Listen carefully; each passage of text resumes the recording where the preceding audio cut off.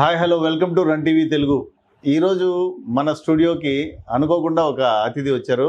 ఆయన కొవ్వూరు మాజీ ఎమ్మెల్యే పోలంరెడ్డి శ్రీనివాసరెడ్డి గారి కుమారుడు. ప్రస్తుతం ఎన్విరాన్మెంట్ మేనేజ్మెంట్ కార్పొరేషన్ చైర్మన్గా కూడా ఆయన ఉన్నారు. అదేవిధంగా తంబల్లపల్లి క్లస్టర్ ఇన్ఛార్జ్గా కూడా ప్రస్తుతం ఆయన వ్యవహరిస్తున్నారు. సో ఆయన అడిగి ఎన్విరాన్మెంట్ గురించి, అలాగే తంబల్లపల్లిలో ఏం జరుగుతుంది, ఏం జరగబోతుంది, ఈ రెండు విషయాలు అన్నీ అడిగి ఆయన్నే తెలుసుకున్నాం. దినేష్ రెడ్డి గారు, thank you very much sir, ఈ షార్ట్ టైంలో వచ్చిందనుకో thank you very much. Dinesh Reddy గారు, మీరు నాకు తెలిసి ఒక 39-40 ఇయర్స్లో ఉన్నారు. మీ ఫాదర్ కూడా మాజీ ఎమ్మెల్యే ఉన్నారు. ఆయన రాజకీయాల నుంచి ఆయన తప్పుకొని మిమ్మల్ని ప్రమోట్ చేద్దామని చెప్పేసి ఆలోచించడం అయితే జరిగింది. సో మీరు మీ ఫాదర్ లెగసీని కంటిన్యూ చేయడానికి రాజకీయాల్లోకి వచ్చారా, లేకపోతే జెన్యున్గా ప్రజాసేవ చేద్దామనే ఉద్దేశంతోనే రాజకీయాల్లోకి వచ్చారా అనే విషయం మా రన్ టీవీ తెలుగు ప్రేక్షకులకు చెప్పండి. ఖచ్చితంగా అండి.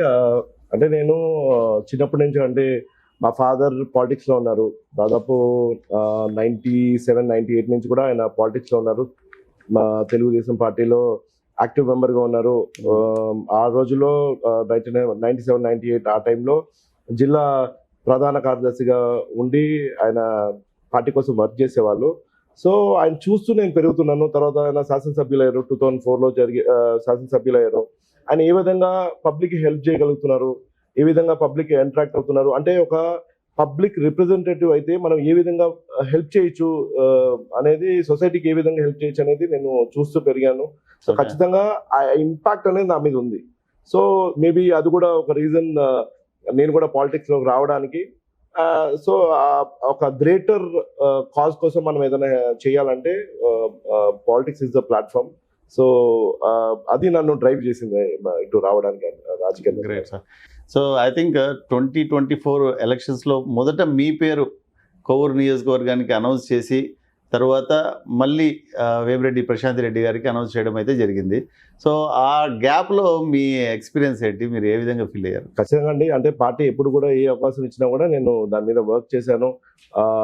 అంటే నేను అంటే పార్టీ ఫస్ట్ అంటే యువత కోటలో అనౌన్స్ చేశారు, నా పేరుని ప్రపోజ్ చేశారు.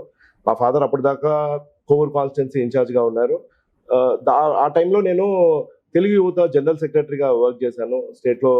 ఆ రోజున జాబ్ క్యాలెండర్ మీద కానివ్వండి, అలానే యువత పడుతున్న సమస్యల మీద కానివ్వండి, అలానే డ్రగ్స్ మీద, వీటి మీద మనం డిఫరెంట్ అజిటేషన్స్ చేపట్టడం జరిగింది. అయితే యువతని రాజకీయాల్లోకి తీసుకురావాలని చెప్పి నారా చంద్రబాబు నాయుడు గారు యువతకి 40% సీట్స్ ఇవ్వాలి, యువతని రాజకీయాలకు ఎంకరేజ్ చేయాలని చెప్పి నెక్స్ట్ జనరేషన్ పొలిటీషియన్ గా నా పేరుని ప్రపోజ్ చేశారు. నేను కూడా నాకు ఇచ్చిన బాధ్యతని నేను ఖచ్చితంగా తెలుగుదేశం పార్టీని బలోపేతం చేయడానికి కొవ్వూరు కాన్స్టిట్యున్సీలో, అలానే నెల్లూరు జిల్లాలో డెఫినెట్గా ఆ అడుగులన్నీ కూడా వేయడం జరిగింది. అయితే లాస్ట్లో కొన్ని కారణాల వల్ల ప్రశాంత్ రెడ్డి గారికి టికెట్ అనౌన్స్ చేశారు.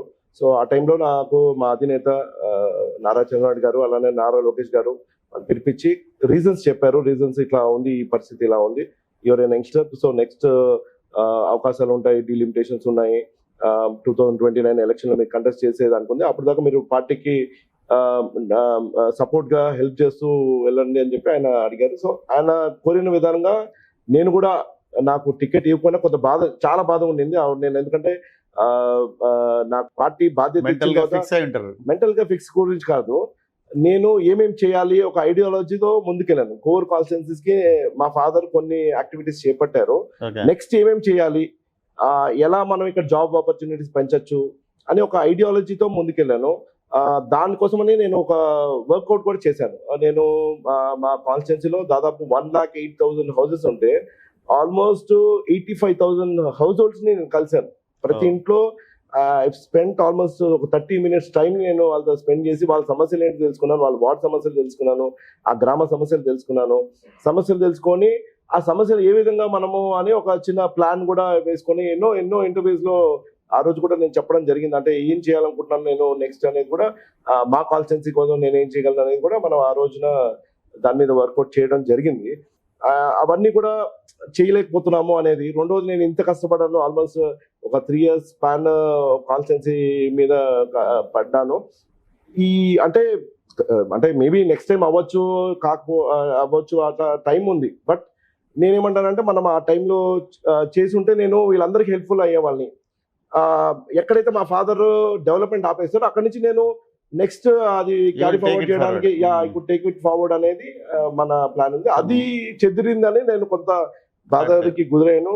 సో మళ్ళీ ప్రశాంత్ రెడ్డి గారికి కన్ఫర్మ్ అయిన తర్వాత హార్ట్ఫుల్ గా ఆమెకు డెఫినెట్లీ అండి. చేశారా? ఖచ్చితంగా పార్టీకి కూడా నేను నాకు పార్టీ అదే చెప్పారు, నారా చంద్రబాబు గారు పిలిచి ఆవిడ ఫ్రెష్ అభ్యర్థి, సో మీరు దగ్గరుండి మీరు చేయాలని చెప్పి ఖచ్చితంగా నేను చేయాల్సిన ప్రయత్నము క్యాడర్ని ఎమ్మెల్యే గారిని కలుపుతాను. అలానే క్యాంపెయినింగ్ లో కూడా నేను డైరెక్ట్ గా అభ్యర్థితో నేను తిరుగుతానని చెప్పి అది ఆయనకి ఇచ్చిన మాట ప్రకారమే డెఫినెట్ గా మొత్తం టోటల్ గా క్యాంపెయిన్ పీరియడ్ లో క్యాంపెయిన్ హ్యాండ్లింగ్ అంతా చేశాను. క్యాడర్ ని ఎక్కడ కూడా ఎటు స్ప్లిట్ కాకుండా అందరినీ అట్లనే హోల్డ్ చేసి మొత్తం క్యాడర్ ట్రాన్స్ఫర్ చేసి మన ఎమ్మెల్యే గారి గెలుపు కోసం మేమందరం కూడా వర్క్ చేసాము. అందరూ కూడా మా క్యాడర్ కూడా ఆ రోజున తెలుగుదేశం పార్టీ క్యాడర్ అందరూ కూడా హార్ట్ఫుల్ గా వర్క్ చేసి ఎమ్మెల్యే గారి గెలుపుకి కృషి చేశారు. ఆ రిజల్ట్ కూడా మనకి వచ్చిన మెజార్టీ బట్టే తెలిసిపోతుంది. So why APMC, I mean why అది మీరు సెలెక్ట్ చేసుకున్నారా లేకపోతే వాళ్ళు వాలంటరీగా మీకు దీన్ని ఆఫర్ చేశారా? అంటే నాకు కొంత I wanted to get in to something industrial type దాంట్లోకి అవ్వాలని చెప్పి అన్నాను. నేను పర్టికులర్గా ఇదని చెప్పలేదు, ఆ డిఫరెంట్ ఆప్షన్స్. అంటే నన్ను లొకేషన్ అడిగినప్పుడు my orientation is towards industries, ఏదైనా ఇండస్ట్రియల్ డెవలప్మెంట్ అలాంటి వాటిలోని ప్రొవైడెడ్ ఏపీఐసి కానివ్వండి లేకపోతే ఏపీఐడిసి కానివ్వండి ఇలాంటివి అనే ప్రపోజల్ని నేను అడిగాను యాక్చువల్లీ. అంటే అలాంటిది ఉంటే నేను చేయడానికి ఉంటుందని చెప్పి, దానికి రిలేటెడ్గా ఈ ఏపీఎంసీఎల్ ఉంటుందని చెప్పి భావించి, రెండోది దీంట్లో ఏంటంటే కొంత టెక్నాలజికల్ అవసరము అన్న మోర్ ఓవర్ ఏదన్నా పొలిటీషియన్ అంత కొంత చదువుకోని పొలిటీషియన్స్ కానివ్వండి, కొంత అవేర్నెస్ లేని పొలిటీషియన్స్ ఇది చేయలేరు అనే భావించి నారా లోకేష్ గారు. యాక్చువల్లీ మీ ఎడ్యుకేషన్ బ్యాక్గ్రౌండ్ ఏంటి దినేష్ గారు? ఐ డిడ్ మై మాస్టర్స్ అండి, ఎలక్ట్రికల్ ఇంజనీరింగ్ లో మాస్టర్స్ చేశాను. I worked in IT company, ఒక ఇన్ఫర్మేటికా అని చెప్పి డేటా వైరసింగ్ టూల్ మీద వర్క్ చేశాను యుఎస్ లో. చేసి మళ్ళీ I came back to India చేసి ఇక్కడ కూడా నేను ఓన్ బిజినెస్ చేస్తున్నాను. సో ఏ విధంగా అయితే నారా చంద్రబాబు నాయుడు గారు, లోకేష్ గారు యంగ్స్టర్స్ కి, చదువుకున్న వాళ్ళకి సపోర్ట్ చేయాలి, పాలిటిక్స్ లోకి తీసుకురావాలి అని చెప్పి అంటున్నారో దాన్ని మీ రకంగా ప్రూవ్ చేశారు. నేను కూడా వన్ ఆఫ్ ద ఉదాహరణ అండి. అంటే ఎక్కువగా చదువుకున్న యువత, చదువుకున్న వ్యక్తులే రాజకీయాల్లోకి రావాలని చెప్పి ఆయన ఏ విధంగా ఆలోచనతో ముందుకెళ్తున్నారో అలాంటి క్యాండిడేట్స్ ని, అలాంటి అభ్యర్థుల్ని, అలాంటి వ్యక్తుల్ని ఆయన ఎంపిక చేసి వాళ్ళని ఎక్కువగా ప్రమోట్ చేస్తున్నారు. ఓకే. సో యాక్చువల్లీ ఏపీఈఎంసీ అంటే గాలి, నీరు అండ్ భూమి, మట్టి, ఈ వీటికి రిలేటెడ్ గా చాలా క్లోజ్ గా ఉన్న కార్పొరేషన్ అది. అంటే కదండి, వచ్చిన కరెక్షన్. ఏపీఎంసీ అంటే ఆంధ్రప్రదేశ్ ఎన్వైరన్మెంట్ మేనేజ్మెంట్ కార్పొరేషన్.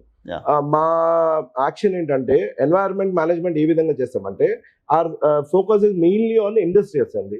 అంటే ఇండస్ట్రీస్ నుంచి వచ్చిన పొల్యూషన్, మెయిన్లీ హజార్డస్ కానివ్వండి, హైలీ పొల్యూటింగ్ ఇండస్ట్రీస్ ఏవైతే ఉంటాయో వాటి నుంచి మన ఎన్వైరన్మెంట్ ని కాపాడుకోవడానికి ఏ విధమైన చర్యలు తీసుకోవాలి. దీనికి ఆల్రెడీ పొల్యూషన్ కంట్రోల్ బోర్డు వాళ్ళు కొన్ని నామ్స్ ఉంటాయి. వాళ్ళు మనకి సిటిఓ ఇస్తుంటారు, ఏ విధంగా ఆపరేషన్స్ వాళ్ళు చేపట్టాలి, దీని నుంచి ఎలాంటి ఇండస్ట్రియల్ వేస్ట్ వస్తుంది, దీన్ని ఏ విధంగా హ్యాండిల్ చేయాలని చెప్పి కొన్ని నామ్స్ ఉంటాయి.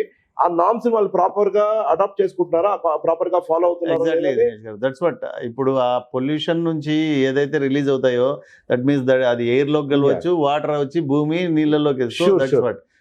That is close to the true అండి. మీరు అన్నట్టు ఎఫ్లుయెంట్స్ ఉన్నాయి, వాటర్ ఉంటుంది, అలానే గ్రౌండ్ కంటామినేషన్ కాకుండా కూడా చూసేది ఉంది. But our focus is only on industries. Okay. So industries ఈ ఫీల్డ్లోకి వచ్చిన తర్వాత, కార్పొరేషన్ చైర్మన్ అయిన తర్వాత ఎన్ని కొత్త కంపెనీలకి మీరు అప్రూవల్స్ ఇచ్చారు?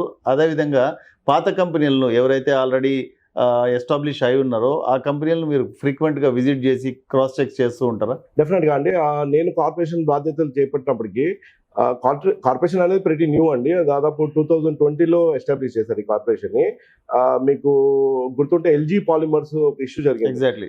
ఇండస్ట్రియల్ వేస్ట్ ని సరిగ్గా ప్రాపర్ గా చేయకుండా, ఎందుకంటే కొన్ని ఇండస్ట్రియల్ వేస్ట్ ఏమవుతాయంటే అవి హజార్డస్ ఉంటాయి, అంటే వాటికి చాలా హై రియాక్టివ్ ఉంటుంది. ఎక్కువ రోజులు అట్లా పెట్టేసి ఏదైనా చిన్న ఫైర్ వచ్చినా కూడా చాలా హ్యూజ్ బ్లాస్ట్ అయ్యేటట్టు ఒక బాంబ్ లాగా అయ్యే ఆస్కారం ఉంది. సో ఆ టైంలో పొల్యూషన్ కంట్రోల్ బోర్డు హ్యాండిల్ చేయలేకపోతుందని కార్పొరేషన్ పెట్టారు. సో ప్రతి న్యూ కార్పొరేషన్ నేను వచ్చే టైంకి హార్డ్లీ 720 కంపెనీస్ మాత్రమే ఉన్నాయి. సో మేము స్లోగా దీన్ని పెంచుకుంటూ దాదాపు నాకు ఆల్మోస్ట్ ఈ 1 year స్పాన్ లో 1680 కంపెనీస్ కి చేస్తున్నాము. ఇంకా కూడా కొన్ని కంపెనీస్ కి నోటీస్ అని ఇష్యూ చేసి మీరు ఖచ్చితంగా మా మానిటరింగ్ బాడీలోకి మీరు రావాలి అని మేము వాళ్ళకు కూడా పంపించినాం. ఇంకా నాకు తెలిసి ఈ నెక్స్ట్ ఒక 3-4 months లో ఇంకొక 400-500 కంపెనీస్ కూడా మనము వీటిలో పరిధిలోకి తీసుకొచ్చి మాక్సిమం ఎన్ని వీలైతే అన్ని కంపెనీస్ ని మనము మానిటర్ చేయాలనేదే మా ఇంటెన్షన్.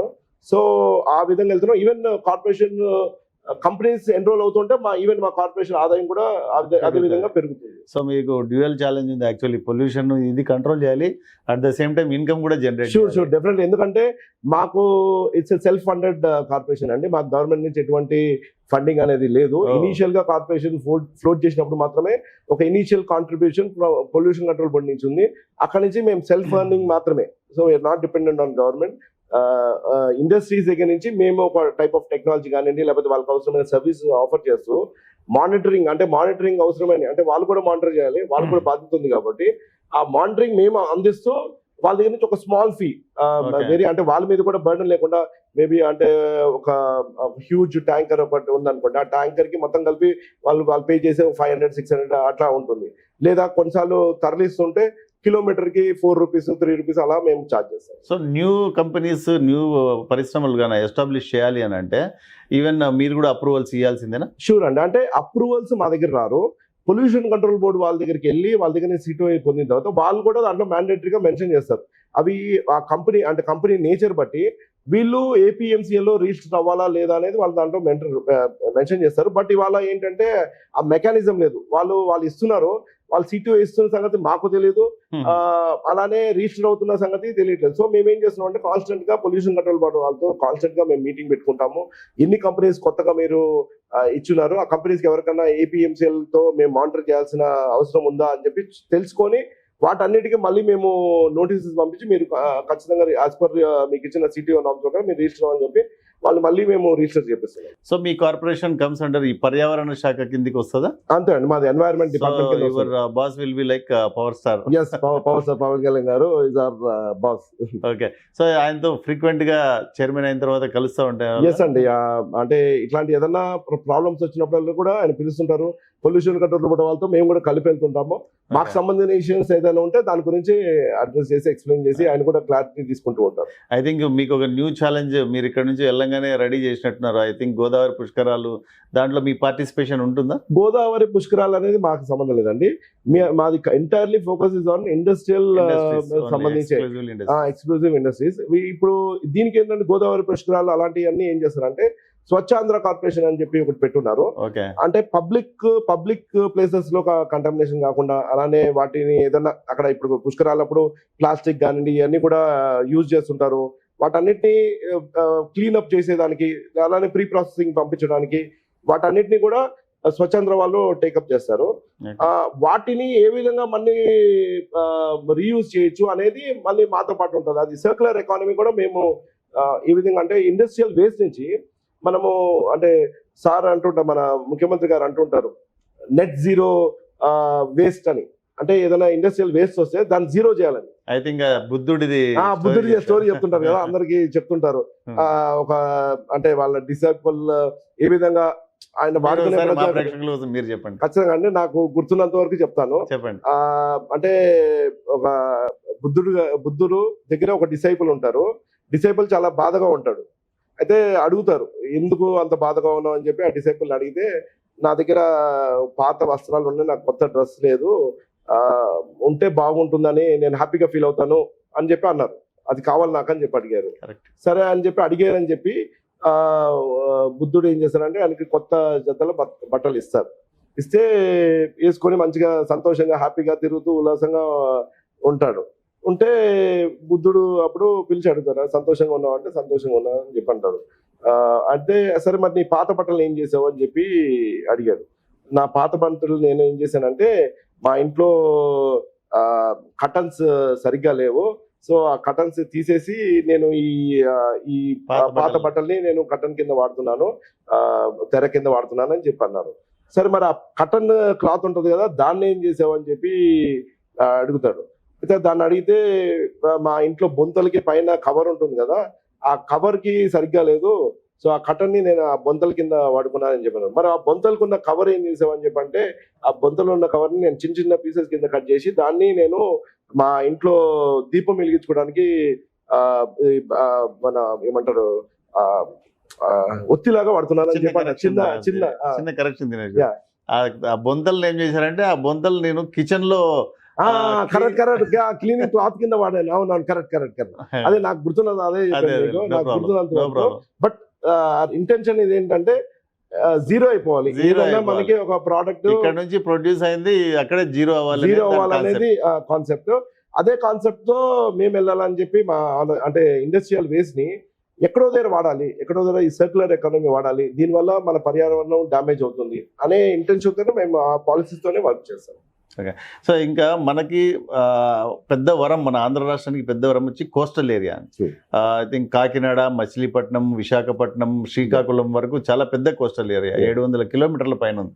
సో ఈ సముద్రంలో చాలా డ్రైనేజ్ వాటర్, మురుగు వాటర్ కానీ, ఫ్యాక్టరీల నుంచి పొల్యూటెడ్ వాటర్ కానీ, ప్లాస్టిక్, ఎస్పెషల్లీ ప్లాస్టిక్, అక్కడ మత్స్యకారులందరూ చాలా ఇబ్బందులు పడుతున్నారు. కొన్ని కిలోల టన్నుల ప్లాస్టిక్ తీరంకి కొట్టుకుంటూ వస్తుంది. సో దీన్ని అంతా మేనేజ్ చేయడానికి, వాళ్ళకు అవేర్నెస్ పెంచడానికి మీరు ఏం చేయబోతున్నారు? అయితే మేమైతే మీరు చెప్తున్న ఒక సమస్య అయితే ఆల్రెడీ మేము అడ్రస్ చేస్తున్నామండి. ఇండస్ట్రీస్ నుంచి వచ్చే ఇండస్ట్రియల్ పొల్యూటెంట్స్ ఏవైతే ఉంటాయో, అంటే అఫ్లియేటెంట్ రూపంలో ఉంటాయి, అంటే వీటిని సముద్రంలో కానివ్వండి, లేకపోతే ఏదైనా సీలో కానివ్వండి, ఏదైనా రివర్లో వదిలే ముందు మేము ఏం చేసామంటే ఒక మెకానిజం ని క్రియేట్ చేయడం జరిగింది. దీన్ని వచ్చి మనము మెరైన్ డిశ్చార్జ్ సిస్టమ్ అని చెప్పి అంటాము. దీన్ని ఏం చేసామంటే పొల్యూషన్ కంట్రోల్ బోర్డు కోసము ఒక సాఫ్ట్వేర్ ని డెవలప్ చేసి ఒక మెకానిజం ఇచ్చాము. మా సాఫ్ట్వేర్ లో అప్రూవల్ ఇచ్చిన తర్వాత పొల్యూషన్ కంట్రోల్ బోర్డు ఆఫీసర్ అక్కడికి వెళ్ళి ఆయనకి కీ ఓపెన్ చేసి సిస్టమ్ అన్లాక్ అవుతుంది. ఆ తర్వాత అతను డిశ్చార్జ్ చేయొచ్చు. ఈ డిశ్చార్జ్ చేసే బిఫోర్ కూడా ప్రీ ప్రాసెసింగ్ ఉంటుంది. ఈ ప్రీ ప్రాసెసింగ్ కూడా శాంపుల్స్ తీసుకొని, పొల్యూషన్ కంట్రోల్ బోర్డు వాళ్ళు శాంపుల్ తీసుకొని, వాళ్ళ ల్యాబ్స్ ఉన్నాయి, ఆ ల్యాబ్స్ లోకి పంపించి అవి మనం వాటర్ లో కలపచ్చా లేదా, దీనివల్ల మన ఫ్లోరా ఫానా డ్యామేజ్ కాదా అని టెస్ట్ చేసిన తర్వాత ఓషనాలజీ వాళ్ళు ఇచ్చిన రిపోర్ట్ ప్రకారమే ఈ మెయింటైన్ చేస్తారు, ఈ ఎఫ్లూయెంట్స్ మెయింటైన్ చేస్తూ దీన్ని కలుపుతారు. సో తద్వారా ఏం చేసామంటే ఒక ఛాలెంజింగ్ మెరైన్ డిశ్చార్జ్ ని ఇట్లా కలిపేస్తున్నారు, ఏ విధంగా అడ్రస్ చేయాలో అని తెలియకపోతే మేము టెక్నాలజీని ఇంటిగ్రేట్ చేసుకొని ఒక సాఫ్ట్వేర్ డెవలప్ చేసాము. సాఫ్ట్వేర్ లో పొల్యూషన్ కంట్రోల్ బోర్డు ఆఫీసర్స్ కి దాన్ని యాక్సెస్ ఇచ్చాము. ఎందుకంటే మా దగ్గర ఫీల్డ్ లెవెల్ ఆఫీసర్స్ లేరు, పొల్యూషన్ కంట్రోల్ బోర్డు వాళ్ళు ఉన్నారు కాబట్టి వాళ్ళు బిఫోర్ ఏ ప్రాసెస్ ఫాలో అవ్వాలి, ఎక్కడెక్కడ ఎలాంటి ప్రాసెస్ అవ్వాలి, అది అయినప్పుడు అన్లాక్ మెకానిజం అంతా కూడా మా త్రూ ఇదంతా కూడా ఛానలైజ్ చేసి ఓషన్ డిశ్చార్జ్ అంతా కూడా నీట్ గా ఉండే విధంగా మనం చేస్తున్నాం. Okay, we can see the result in the down. Yes. You can see the result down. You can visit some pharmaceutical industries or any other effluents ni water lo kalpe industries ni visit chese. You can see our technology which is being implemented. So you are talking about the liquid wastage. Yeah, I'm talking about the liquid wastage. Yes. Okay. మదనపల్లిలో కానీ బాగా ఆంధ్ర రాష్ట్రంలో చాలా towns అయితే rapid గా grow అవుతున్నాయి, hospitals విపరీతంగా వస్తున్నాయి. మా మదనపల్లిలో సొసైటీ కాలనీలోనే రెసిడెన్షియల్ ఏరియాలో ఒక 15 పైగా హాస్పిటల్స్ ఉన్నాయి. సో ఆ వేస్టేజ్ ని ఏ విధంగా మీరు డైరెక్షన్స్ ఇచ్చారు, దాన్ని ఏ విధంగా వాడమని? మీరు అడిగింది చాలా వ్యాలిడ్ పాయింట్ అండి. యాక్చువల్లీ నాకు కూడా అదే ఇంటెన్షన్ ఉంది. ఇది బయోమెడికల్ అనే దాంట్లో వస్తుందండి. యాక్చువల్లీ మీరు చెప్పే అంతా కూడా వీటిల్లో హాస్పిటల్స్ నుంచి మనకి డిఫరెంట్ టైప్ ఆఫ్ వేస్ట్ వస్తుంది. అది సిరెంజెస్ కానివ్వండి, లేకపోతే మనకి పైన ఇంజెక్షన్ ఇవ్వడానికి వాడేది కానివ్వండి, అలానే ప్లాస్టిక్ వేస్ట్, చాలా వేస్ట్ ఉంటుంది. ఇవన్నీ రీయూజ్ చేయడానికి పాసిబుల్ కాదు. కొన్నింటిని రీయూజ్ చేయొచ్చు, కొన్నింటిని రీయూజ్ చేయకూడదు. రీయూజ్ చేసింది కూడా హాస్పిటల్స్ కి వాడాలి. వాటిని బ్యాగ్స్ గా చేసి వాటికి డిఫరెంట్ కలర్ కోడింగ్స్ కూడా ఉంటుంది. మీకు ఆ గ్రీన్ కలర్ కానివ్వండి, బ్లాక్ కలర్ కోడింగ్ ఉంటే దాని మీద ఈవెన్ సింబల్స్ కూడా ఉంటాయి. మీకు సింబల్స్ ఉండి ఇవి హాస్పిటల్ యూజ్ మాత్రమే అని చెప్పి సింబల్స్ ఉంటాయి. అయితే ఇక్కడ ఏమవుతుందంటే నేను కూడా ఒప్పుకుంటాను, అది సరిగ్గా జరగట్లేదు అనేది ఉంది. ఎందుకంటే టెక్నాలజీ ఇంటిగ్రేట్ చేయకపోతే అది దాన్ని మేనేజ్ చేయలేము. ఎందుకంటే వందలాది హాస్పిటల్స్ ప్రతి మున్సిపాలిటీలో ఉన్నాయి. అలా మనం స్టేట్ వైడ్ తీసుకుంటే దాదాపు 1,00,000 పైన హాస్పిటల్స్ ఉంటాయని అనుకోవచ్చు. సో ఈ హాస్పిటల్ నుంచి ఎన్ని బెడ్స్ ఉంటాయి, ఎన్ని బెడ్స్ మీద ఎంత వేస్ట్ వస్తుంది అనేది చాలా హ్యూజ్ సబ్జెక్ట్ ఇది.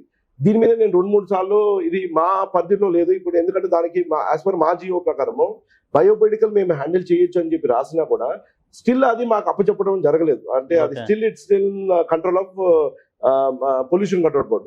So I return multiple times రాసాము, మాకు బయోమెడికల్ అప్పచెప్పండి, using the existing technology we have developed for ఈ వేస్ట్ మానిటరింగ్ కి మేము చేయగలము, ఎఫెక్టివ్ గా చేయగలము. వాటికి క్యూఆర్ కోడ్స్ ఇచ్చి, అంటే బ్యాగ్స్ తీసుకెళ్ళేటప్పుడు క్యూఆర్ కోడ్ ఇచ్చేసి అవి ఎక్కడికి వెళ్తున్నాయి. రెండోది వచ్చి ఇచ్చిన ఫెసిలిటీస్ కూడా అండి, మన స్టేట్ లో దాదాపు 9 ఫెసిలిటీస్ ఇచ్చారు ఈ బయోమెడికల్స్ ని డిస్పోజ్ చేసే ఫెసిలిటీస్, పర్మిషన్ ఇచ్చినాయి. అది కూడా పొల్యూషన్ కంట్రోల్ బోర్డు వాళ్ళు ఇచ్చారు. అయితే లాస్ట్ గవర్నమెంట్ ఇంకొక 9 ఇచ్చారు. ఆ 9 కి పర్మిషన్ సిటీఓ రాలేదు, బికాజ్ అవన్నీ కూడా చాలా యాజ్ పర్ రూల్స్ 80 కిలోమీటర్స్ ఒక దాంట్లో ఉండాలి ఒక ఫెసిలిటీ, హ్యాండిల్ చేసే ఫెసిలిటీ. బట్ వీళ్ళు ఏం చేశారంటే మధ్యలో ఒకటి న్యూ ఫెసిలిటీ ఇచ్చేసారు, వాటికి వాళ్ళు మళ్ళీ కేసులు వేశారు. అది ప్రాబ్లమాటిక్ గా ఉంది. సో మేము అడిగినప్పుడు ఏంటంటే ఇది కొంత లీగల్ ఛాలెంజ్ ఉంది దీంట్లో, సో ప్రెసెంట్ మీరు హ్యాండిల్ చేస్తుంటే అది ప్రాబ్లం వస్తుందని చెప్పి వాళ్ళ మాకు అప్పచెప్పడం జరగలేదు. బట్ మేము దానికి అవసరమైన టెక్నాలజీ అయితే ఆల్రెడీ మేము దాన్ని ప్లాన్ చేసుకుంటూ ఉన్నాం, because that will be an additional revenue to our corporation. And more over మనం ఒక అంటే ఒక మంచి సబ్జెక్ట్ ని ఒక అవసరమైన, అంటే సమాజంకి డ్యామేజ్ కాకుండా, ఎన్వైరన్మెంట్ పొల్యూషన్ కాకుండా, ఒక జస్ట్ ఉదాహరణ చెప్తున్నా, బయోమెడికల్ వల్ల జరిగే అనర్థం. ఒక ఎయిడ్స్ పేషెంట్ ఉన్నారండి, ఎయిడ్స్ పేషెంట్ వాడిన సిరెంజ్ ఎక్కడైనా పడేశారనుకోండి, ఎట్లా అంటే డిస్పోజ్ చేయకుండా అది ఎక్కడైనా పడేశారనుకోండి, అది ఒక కుక్క కొరికింది, అక్కడి నుంచి అక్కడికి ట్రాన్స్మిట్ అయ్యే ఛాన్సెస్ ఉన్నాయి. అలానే ఆ కుక్క వెళ్ళి ఆ కుక్క ఇంకోని కొరికింది, అది అట్లా ట్రాన్స్మిట్ అయ్యే ఛాన్సెస్ ఎక్కువ ఉన్నాయి. సో ఇది చాలా అంటే కట్ చేయాలి. సో అది చాలా అవసరము.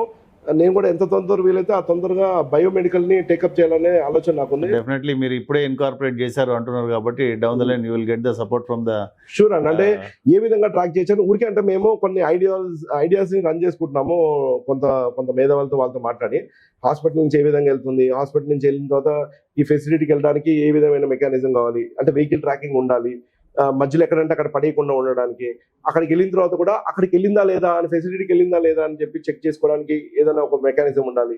ఇవన్నీ కూడా చేద్దామని చెప్పి మేము చిన్న ప్లాన్ లాంటిది వేసుకోవాలి. మీరు ఇన్కార్పొరేట్ చేసిన తర్వాత ఏపీఎంసీని దాన్ని మీ గోల్స్ అచీవ్ చేయాలి అని అంటే ఆంధ్ర రాష్ట్ర వ్యాప్తంగా municipalities are main challenges. I mean, municipalities are main important things అన్నమాట.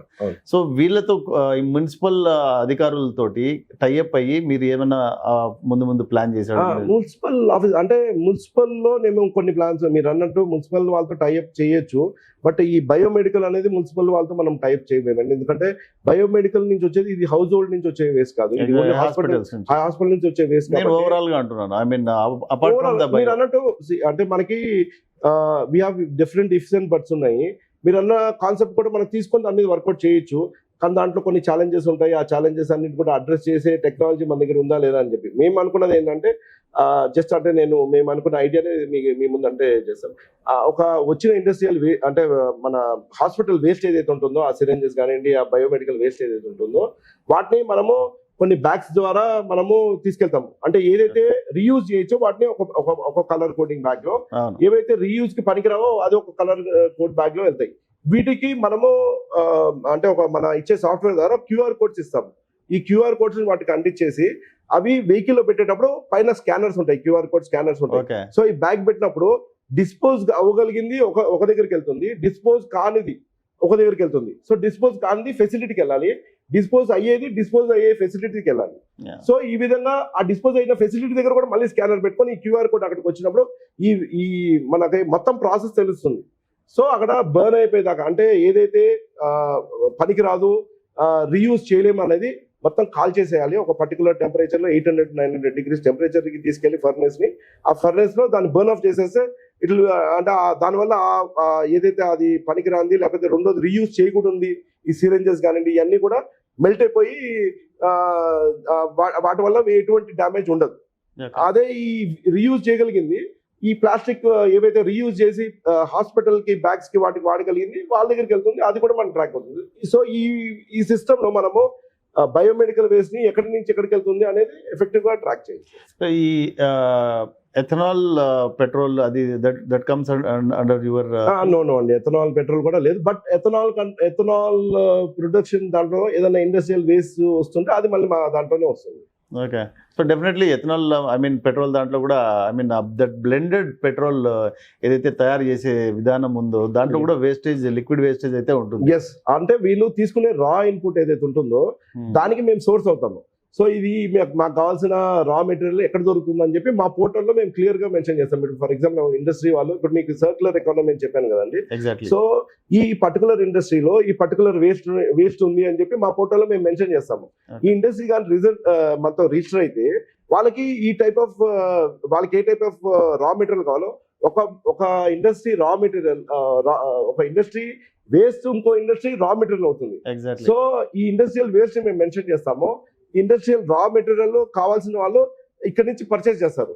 ఇదంతా కూడా ఒక ఈ కామర్స్, ఒక జస్ట్ ఇమాజిన్ ఒక మా ఏపీఎంసీఎల్ పోర్టల్ ఎలా ఉంటుంది అంటే ఒక ఈ కామర్స్ పోర్టల్ లాగా ఉంటుంది for industries. Will be source, అంటే ఎక్కడ నుంచి మీరు చైర్మన్ అయిన తర్వాతనే దీన్ని చేస్తామండి, ట్వీక్ చేసి చేస్తున్నాము అన్ని కూడా మనం పెట్టడం జరిగింది. Very good. సో యాక్చువల్లీ అయితే ప్రస్తుతం వార్ తోటి ఈ ఎనర్జీ కన్జ్యూమింగ్ తగ్గించాలని చెప్పి మన ప్రధానమంత్రి మోదీ గారు కూడా పిలుపునిచ్చారు అనమాట. సో ఆంధ్రప్రదేశ్లో ఇంకా ఎథనాల్ బేస్డ్ ఫ్యాక్టరీస్ అట్లాంటి ఇండస్ట్రీస్ వచ్చే అవకాశం ఎక్కువ ఉందంటారు? చూడండి, ఆల్రెడీ ఇప్పటికే మీకు నెల్లూరు జిల్లాలో ఆల్రెడీ ఒకటి సెటప్ అయిందండి. అలానే మనకి కేంద్రము ఇప్పుడు మొన్నటి దాకా ఏంటంటే మన బ్లెండ్ 20% దాకానే బ్లెండ్ చేసే ఇది 10 to 20% బ్లెండ్ చేసేది ఉంది. ఇప్పుడు మన వెహికల్స్ అన్ని కూడా ఆఫ్టర్ 2022 ఐ గెస్ 22 ఆ వెహికల్స్ అన్ని కూడా కొత్తగా వచ్చే వెహికల్స్ అన్ని కూడా 40% ఇథనాల్ బ్లెండింగ్ తో కూడా ఎఫెక్టివ్ గా పనిచేసే వెహికల్స్ అన్ని కూడా తీసుకొస్తున్నారు. సో ఆ టైప్ ఆఫ్, అంటే అది కూడా ఏంటంటే మనకి కొంత అవేర్నెస్ అవసరము, అంటే జనాలు వాడడానికి కొంత అవేర్నెస్ అవసరం. ఎందుకంటే 40 మన కారు సరిపోతుందా లేదా, ఆ type of ethanol blended petrol సరిపోతుందా లేదా అనేది తెలుసుకోవాల్సిన అవసరం ఉంది. ఇప్పుడైతే ప్రెసెంట్ 10 to 20% అనేది ఏ వెహికల్ అయినా మనం వాడచ్చు. సో ఇథనాల్ బ్లెండింగ్ కి ఆల్రెడీ 2-3 ఫ్యాక్టరీస్ ఆల్రెడీ సెటప్ కి మన ముఖ్యమంత్రి గారే శంకుస్థాపన చేశారు. అవన్నీ కూడా బ్లెండింగ్ నాకు తెలిసి నియర్ ఫ్యూచర్ లో ఆంధ్రప్రదేశ్ నుంచే మనకి ఆ బ్లెండెడ్ డీజిల్ వస్తుంది. Very good. హోప్ మనం ఇంపోర్ట్ చేసుకోవడం ఆపేసి మనమే తయారు చేసుకుంటే that will be the best. అంటే ఇంపోర్ట్ తగ్గుతుంది, కంప్లీట్ గా ఇంపోర్ట్ మనం ఆపలేము. బట్ ఇంపోర్ట్ మనం ఇంపోర్ట్ చేసుకునే డీజిల్ పెట్రోల్ ని ఖచ్చితంగా తగ్గించదు ఈ ఇథనాల్ బ్లెండింగ్ వల్ల. ఎగ్జాక్ట్లీ. సో ఫర్దర్ మీది నేటివ్, మీ సొంత నియోజకవర్గము కోవూరు, అక్కడ ఈ ఏపీసీఎల్ మీరు ఉపయోగించి ఏమేమి కార్యక్రమాలు చేశారు మీ జన్మభూమి? మా యాక్చువల్లీ కొవ్వూరు కాన్స్టిట్యున్సీ అంటే కొంత డెల్టా ప్రాంతం అండి, ఇంకా అంత ఇండస్ట్రియలైజ్డ్ ఏరియా కాలేదు. సో ఏపీఎంసీ నుంచి నేనేం చేయగలిగానంటే మాకున్న సిఎస్ఆర్ ఫండ్ ద్వారా ఏదైనా మా ప్రాంతానికి అవసరమైన ఏదైనా కొంత ప్రజలకి, అంటే ప్రజలకు అవసరమైన ఉపయోగపడుతున్న షెల్టర్స్ కానివ్వండి, లేకపోతే మన కాంపౌండ్స్ కానివ్వండి, అలానే గ్రీనరీ చెట్లు పెంచడం కానివ్వండి, అలాంటివి మనం చేయడం జరిగింది. అలానే మా ఏరియాకి కూడా కొన్ని ఇండస్ట్రీస్ తీసుకురావాలనే ప్రయత్నం కూడా ఖచ్చితంగా చేస్తున్నాం. అంటే కొన్ని రీసైక్లింగ్ యూనిట్స్ ని పెట్టుకోమని ఎంకరేజ్ చేస్తున్నాను నేను. ఎందుకంటే మాది ఇండస్ట్రియల్ వేస్ట్ రీసైక్లింగ్ కూడా మా దాని కిందే వస్తుంది. టెక్నాలజీ ఏదైనా వాళ్ళు పెట్టుకోవాలనుకున్నా వాటికి అవసరమైన రా మెటీరియల్స్ అన్ని కూడా మేము ప్రొవైడ్ చేయగలం. కాబట్టి కొంతమందికి మేము ఇచ్చి మీరు ఇక్కడ పెట్టుకోండి. మా కాన్స్టిట్యున్సీలో ఈవెన్ ల్యాండ్ చాలా ర్యాకెట్ చిలికాని ల్యాండ్ ఉంది, అక్కడ అది ఇఫ్కో కిసాన్ సెజ్ ఇండస్ట్రియల్ పెట్టుకోవడానికి ఉంది. అలానే పక్కన షుగర్ ఫ్యాక్టరీ అని చెప్పి ఒక 200 acres ల్యాండ్ ఉంది, గవర్నమెంట్ సంబంధించిన ల్యాండ్. ఆ షుగర్ ఫ్యాక్టరీ అనేది ఇప్పుడు యూజ్ లో లేదు. సో ఆ ల్యాండ్ కూడా మనము యూజ్ చేసుకోవచ్చు. అంటే 1 acre పాకెట్ లాగా ఒక ఇండస్ట్రీ, లేకపోతే 2 acres పాకెట్ లాగా ఇవ్వచ్చు అని చెప్పి వాళ్ళని ఎంకరేజ్ చేస్తున్నాము. మీకు కావాలంటే ముఖ్యమంత్రి గారి దగ్గర తీసుకెళ్తాము, నారా లోకేష్ గారి దగ్గర తీసుకెళ్తాం, కొంత ప్రాజెక్ట్ కూడా ఫ్రీగా మూవ్ చేస్తాం అని చెప్పి ఆ ప్రయత్నం అయితే మనం చేస్తున్నాం. ఓకే సార్, మా జన్మభూమి మా మదనపల్లిలో ఏషియాలోని బిగ్గెస్ట్ టమోటా మార్కెట్ ఎస్టాబ్లిష్ అయ్యింది. ఇక్కడ నుంచి ఒక్కొక్కసారి టన్నుల లెక్కన వేస్టేజ్, అంటే వేస్ట్ టమోటాలన్నీ రోడ్డు మీద పడేయడం, చేయడము, అట్లనే వదిలేయడము అట్లా జరుగుతూ ఉంటుంది అన్నమాట. ఒకసారి రేట్ లేనప్పుడు రైతులు బాధతో రోడ్డు మీద వదిలేస్తారు అన్నమాట. అవును. దీన్ని రీసైకిల్ చేసి దీన్ని ఏ విధంగా మనం చేసే అవకాశం ఏమైనా ఉందంటారా? డెఫినెట్ గా అండి. నేను అబ్జర్వ్ చేశానండి. అంటే నాకు ఇక్కడికి వచ్చిన తర్వాత నాకు కూడా తెలిసింది ఈ ఏరియాలోనే టొమాటో ఎంత ఎగ్జాక్ట్లీ. వస్తుంది అని చెప్పి, ఇక్కడ నుంచి బెంగళూరు కానీ హైదరాబాద్ కానీ డిఫరెంట్ ఏరియాస్ ఇక్కడ నుంచి వస్తుంది అని చెప్పి నేను కూడా తెలుసుకోవడం జరిగింది. అది ఈ ప్రాసెస్ లో అదే రైతులకి అప్పుడప్పుడు ధర లేక, అలానే ఇక్కడ నుంచి ఏదన్నా ఒకవేళ అంటే కొంత సరిగ్గా లేని టమాటాలు కానివ్వండి, లేకపోతే లో గ్రేడ్ టమాటాలకి వాటికి రేట్ తక్కువ ఉంటుంది. సో అలాంటి ఈ సాస్ జ్యూస్ ఫ్యాక్టరీస్ కి వాటికి పంపించడం జరుగుతుంది. అయితే మదనపల్లి, తమ్మలపల్లి ఈ ఏరియాలో టమాటా రైతులు ఎక్కువ ఉన్నా కూడా ఇక్కడ ఎక్కడ కూడా ఈ జ్యూస్ తయారు చేసే ఫ్యాక్టరీలు ఎక్కడ లేవు. ఇక్కడ నుంచి ఒక 140-150 కిలోమీటర్స్ లేదు 180 కిలోమీటర్స్ దూరంలో మనకి నియరెస్ట్ జ్యూస్ ఫ్యాక్టరీ ఉంది. తద్వారా ఏమవుతుందంటే ఎవరన్నా ఈ టమాటాలు అక్కడ దాకా తీసుకెళ్లాలంటే ట్రాన్స్పోర్ట్ కాస్ట్ ఎక్కువ వాళ్ళ మీద పడుతుంది, రేట్ లేదు. సో మీరు అన్నట్టు ఆ డిస్పోజ్ అనేది వేస్ట్ అయిపోతుంది, ఆ ప్రోడక్ట్ వేస్ట్ అయిపోతుంది, దాన్ని ఎవరికి పనికి రాకుండా అయిపోతుంది. నా ఐడియా వచ్చి నేను అంటే ఇటీవల నేను కూడా మీరు చెప్పిన ఈ ఆలోచన కూడా నాకు ఇటీవల ఒక 15-20 డేస్ లోనే బిఫోరే నాకు వచ్చింది ఆలోచన. అంటే నేను అందరు రైతులతో మాట్లాడటము, అంటే జనరల్ కాన్వర్సేషన్ లో నా మాట్లాడుతున్నప్పుడు నాకు తెలిసిన విషయం. ఐ వాజ్ నాట్ అవేర్ అంటే ఇంత టమాటో వేస్ట్ అయిపోతుందని, ఇవన్నీ కూడా నాకు తెలియలేదు. బట్ రైతులతో నేను ఇంటరాక్ట్ అవుతూ వాళ్ళ బాధలు అన్ని తెలుసుకున్న ప్రక్రియలో నాకు తెలిసింది. సో ఐ థాట్ మేబీ ఎవరైనా ఈ ఏరియాలో కానీ సెటప్ చేయగలిగితే ఒక జ్యూస్ ఫ్యాక్టరీ, టమాటా వేస్ట్ అనేది జరగదు, రైతు కూడా ట్రాన్స్పోర్ట్ కాస్ట్ తగ్గిపోతుంది. సో వాళ్ళకి తక్కువ రేట్ ఉన్నా కూడా కొంత అధిక లాభం వచ్చేదానికి ఛాన్సెస్ ఉన్నాయి. టమాటా ఎంత ప్రొడ్యూస్ అయినా కూడా వేస్ట్ అయ్యే అవకాశం చాలా తక్కువ. బట్ అన్ఫార్చునేట్లీ ఇక్కడ పొలిటీషియన్స్ ఇంతకుముందు ఏ పార్టీలు వచ్చినా కూడా ఇప్పటి వరకు ఒక కెచప్ ఫ్యాక్టరీ పెడదామని ఆలోచన ఎందుకు రాలేదో ఈవెన్ మాకు కూడా తెలీదు. నేను కూడా ఆశ్చర్యపోయినా, అదే ఇంత ప్రొడ్యూస్ ఉండి ఎందుకు చేయలేమని. డెఫినెట్ గా నేను దీని మీద ఏదైనా వర్కౌట్ చేసి ఎవరో ఒకరితో నేను అదే మాట చెప్పాను. మొన్న మార్కెట్ యార్డ్కి వెళ్ళినప్పుడు అక్కడ ఉన్న సెక్రటరీ గారితో కూడా మాట్లాడి ఈ విషయంపై చర్చించుకొని అసలు మీరు ఏమైనా హెల్ప్ చేయగలరా, ఎవరైనా ఏదైనా ఇండస్ట్రీ పెట్టాలనుకుంటే, ఎందుకంటే ఇంతకుముందు రైతులకి హెల్ప్ అవుతుంది కదా, హెల్ప్ చేయగలరంటే నేను ఫీజిబిలిటీ రిపోర్ట్ కానివ్వండి అలాంటిది ఏదైనా హెల్ప్ చేస్తామని చెప్పి అన్నారు.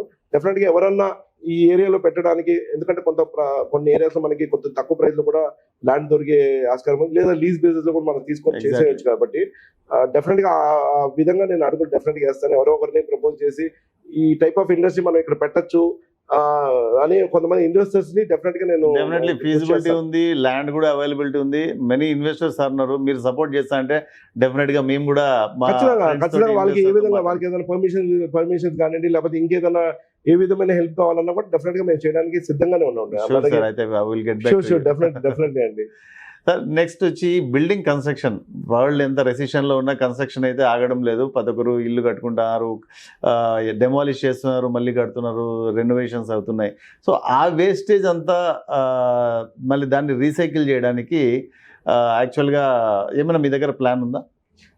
నేను కూడా మీరు చెప్పిన దాన్ని నేను కొన్ని చోట్ల చూసానండి. ఈ మధ్య బెంగళూరులో కానీ హైదరాబాద్లో ఈ డిమాలిష్ చేసిన వేస్ట్ ని కూడా సెగ్రిగేషన్ చేసే అంత టైప్ ఆఫ్ మిషనరీ కూడా ఇప్పుడు వచ్చినాయండి. యాక్చువల్లీ మన విజయవాడలో కూడా ఒకరు పెట్టారనమాట, క్రషర్ పెట్టి దాన్ని ఇసుక అంతా చేసి దాన్ని మళ్ళీ రీయూజ్ చేస్తున్నారు రోడ్ల వాడకంలో కానీ మళ్ళీ కన్స్ట్రక్షన్ లో కానీ. అట్లాంటి మీరు చెప్పేది ఒకటి క్రష్ చేసేసి పౌడర్ అండి. నేను చెప్పేది ఏంటంటే అది it is able to segregate sand, red powder and cement segregate చేసి రామ్కి వాళ్ళు హైదరాబాద్ లో ఎల్బీ నగర్ దగ్గర రన్ చేస్తున్నారు ఒక యూనిట్. అది చూస్తే నాకు కూడా చాలా ఇంప్రెసివ్ గా అనిపించింది. వాళ్ళు జర్మనీ నుంచి అది ఇంపోర్ట్ చేసుకుని, ఆ మిషనరీ ఇంపోర్ట్ చేసుకుని అది చేస్తున్నారు అని చెప్పన్నారు. డెఫినెట్లీ అది చాలా యూజ్ అవుతుంది. అంటే మన రా మెటీరియల్ అనేది తగ్గిపోతుంది. తద్వారా ఏమంటే మన అఫోర్డబుల్ హౌసింగ్ ఇవ్వచ్చు.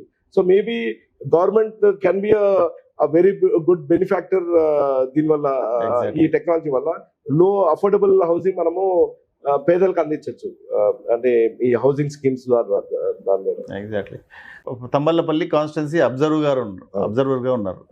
So what have you observed sir as of now?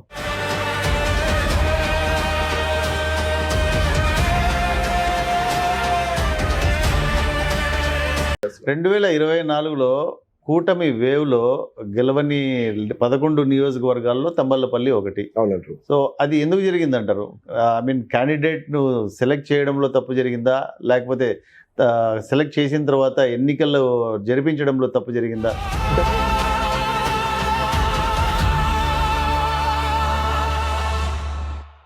ఓడిపోయినారు, జరిగిపోయింది. తర్వాత ఆయన్నే ఇన్ఛార్జ్గా కొనసాగించారు, ఆయన కూడా ఉన్నారు. తర్వాత కల్తీ మద్యం కేసులో ఆయన ముఖ్య నిందితుడిగా ఉండి ప్రస్తుతం అయితే ఆయన అందుబాటులో లేని పరిస్థితి. సో అన్ని రోజుల నుంచి ఇన్ని రోజుల వరకు మీరు ఎందుకు గ్యాప్ ఇచ్చారు? ఎందుకు వేరే నాయకుడిని ఎవరినిగా ఇన్ఛార్జిగా నియమించలేకపోయారు? 40 సంవత్సరాల అనుభవం ఉన్న పార్టీ, చాలామంది కేడర్ అయితే ఇప్పటికీ చాలా బాధల్లో ఉన్నారు. చాలామంది మాకు మా నాయకుడు లేక ఎవరితో బాధలు చెప్పుకోవాలో తెలియని పరిస్థితి అని చెప్పి బాధపడే వాళ్ళు చాలామంది ఉన్నారు. ఎందుకు ఇంత గ్యాప్ వచ్చింది సార్?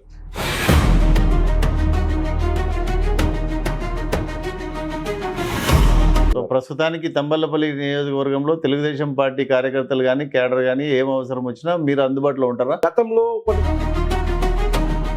నాకు తెలిసి తంబళ్లపల్లిలో 2 నుంచి 3 గ్రూపులు ఉన్నాయి. 2 నుంచి 3 నాయకులు 3 గ్రూపులు ఉన్నాయి. సో వీళ్ళందరినీ సమన్వయం చేసి ఏ విధంగా ముందుకు తీసుకెళ్ళగలుగుతారు? అదేనండి.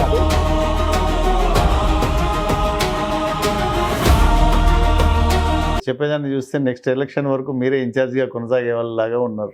రైల్వే కోడూరు, కలికిరి, అదేవిధంగా తంబళ్లపల్లిలో మల్లికార్జున నాయుడు గారు, సీడ్ మల్లికార్జున నాయుడు గారు, వీళ్ళు 30 సంవత్సరాల నుంచి పార్టీకి సేవ చేస్తూ వ్యాపారాలను వదులుకొని ఆస్తులను కూడా అమ్ముకొని సేవ చేసినాం, కానీ మాకు పార్టీ తగినంత గుర్తింపునివ్వడం లేదు అని ఆయనే కాకుండా ఇంకా రాష్ట్ర వ్యాప్తంగా ఉండే కేడర్కి మీరిచ్చే మెసేజ్ ఏంటి? పార్టీ కోసం వర్క్ చేసి ఉంటే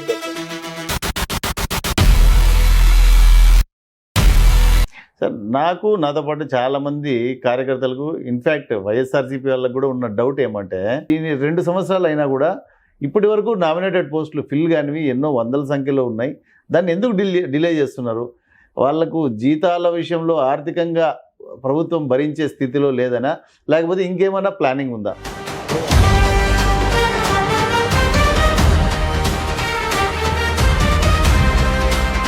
రాబోయే స్థానిక ఎన్నికల్లో మీ కాన్ఫిడెన్స్ లెవెల్స్ ఏంది? ఐ మీన్ ఏ విధంగా మీరు విజయం సాధించబోతున్నారని?